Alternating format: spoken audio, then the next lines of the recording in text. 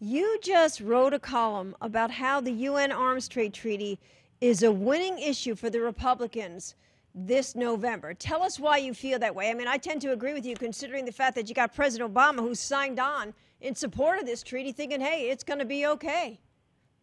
Well, it's a winning treaty for any number of reasons. The NRA could make these clear, with the number of polls and things that have been done in recent years, how lopsided pro-gun Americans are versus anti-gun Americans. And this treaty cuts right at the heart of pro-gun, of the pro-gun attitude, of gun ownership.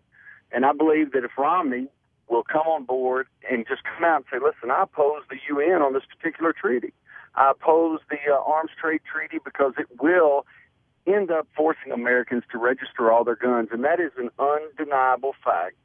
If he would come out and make a statement that simple again and again and again, there's no way to lose with an issue like that. And, when you consider the fact, and I say this all the time, every American should have to go inside that building just for one day, 1 hour even, to see how it operates and realize what they're paying for is the United Nations and its determination to do away with not just the Second Amendment, but all of our individual rights in this country. Everybody inside that room just about doesn't like America. That's right. Well, they are looking for any way they can to usurp what sovereignty we have left, usurp our freedoms, as you say, not just freedom to keep and bear arms, but every freedom. They want to bring us down to their level, not bring themselves up to ours, and they use the UN to do that. Yeah, and you already have some 58 senators and 125 members of Congress who've let the president know, hands off when it comes to the Second Amendment, and they'll oppose a treaty that includes any kind of restrictions. And as you said, it'd be great for Romney to pick up on this because it's a strong issue and an American issue. It really is. He may pick up on it, though, because those 58 senators are going to enjoy Tea Party support. And if he sees them enjoying Tea Party support, it's going to be pretty easy to add 1 and 1 and get 2 on this. And you're going to know they support those senators because they're pro-gun. And Romney can step in and literally step in and look like the king who saved the day and just say, I oppose the UN on this issue. I oppose international gun control at all levels. It's an easy thing to do. It is. Dr. Hawkins, have you ever been at the UN to see how it operates? No, I have not. Yeah, I mean, like I said, it's really something. But, again, I was there last week, and the U.S. declined to actually speak when it had the opportunity, but it handed out a statement insisting that the treaty should in no way, quote unquote, handicap the legitimate right of self-defense. Is that a word you would want the administration to use to let you know your rights were secure despite what's going on inside that room at the UN? No, well, 2 words. The word handicap bothers me, and the word legitimate, because who gets to decide what is and isn't legitimate? That's a scary word in and of itself. Yeah, and you've got these rogue governments sitting there, everybody from Syria, to Iran, some of the worst human rights abusers in the world, and they're sitting there saying, you know what, we know what's best for America. Well, that's exactly right. And the big joke is, here's Iran. Iran is right now in violation of UN sanctions. They're in violation of statements that the UN has put forth on the nuclear weapons and so on and so forth.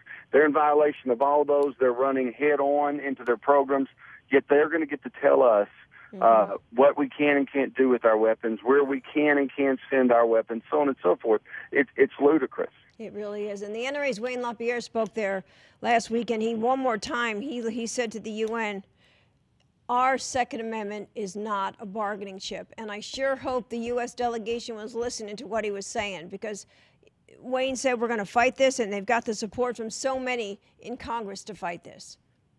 And he's exactly right. I have a piece I'm working on right now that is similar to a piece I did a few months ago, but it's just titled The Second Amendment Supersedes the UN. And I'm going to make those points that this body has no business entertaining the thought of attacking the Second Amendment.